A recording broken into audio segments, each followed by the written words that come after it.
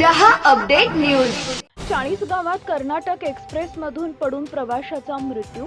40 गाव भुसावळकडून मनमाडकडे जाणाऱ्या कर्नाटक एक्सप्रेस मधून पडून अनोळखी रेल्वे प्रवाशाचा मृत्यू झाल्याची घटना 40 गाव रेल्वे स्थानकावर नवीन रेल्वे पादचारी पुलाखाली गुरुवारी सायंकाळी घडली। या प्रकरणी 40 गाव रेल्वे पोलीस स्टेशनला अकस्मात मृत्यूची नोंद करण्यात आली आहे।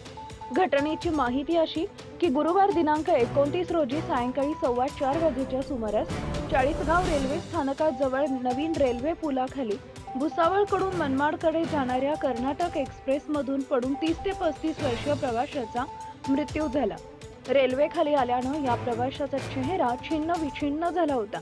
या प्रवाशाची ओळख पटून आली नाही। उंची 5 फूट, रंग सावळा, शरीर मध्यम, डोक्याचे केस काळे, अंगात पांढऱ्या रंगाचा फुल बाहीचा शर्ट, काळ्या रंगाची फुल पॅन्ट असं या मृत प्रवाशाचं वर्णन आहे।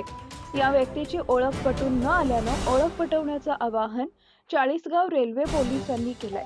तपास हवालदार पंकज पाटील करत आहेत।